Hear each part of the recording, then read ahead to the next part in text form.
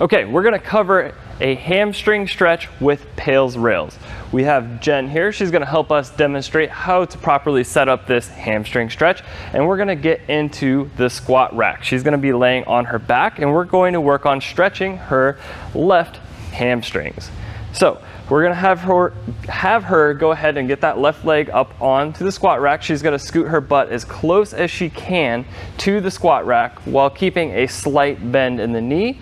And we're gonna make sure that she's in a solid position at the lower back and the hip region. So her low back is gonna be staying flat on the ground, and her butt is gonna be flat on the ground too. So we don't want her to be overarched. We want her butt to be, and low back to be flat. All right, the next thing we want her to focus on is keeping this bottom leg as straight as possible and not rotated into external rotation. So you're gonna have it in a nice neutral position, and she's going to even pull her toe and her ankle into dorsiflexion. So from here, we're going to have her relax, breathe deeply, and hang out into the stretch passively for about 2 minutes.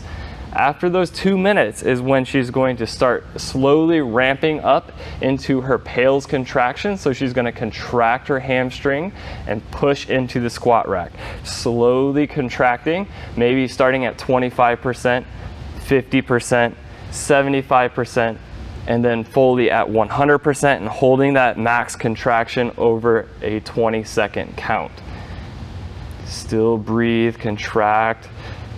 She might be quivering, you're gonna be working. Let's imagine that 20 seconds is up. She's going to slowly ramp down out of that contraction, still maintaining that straight leg on the bottom. Her butt and lower back is still in a solid position.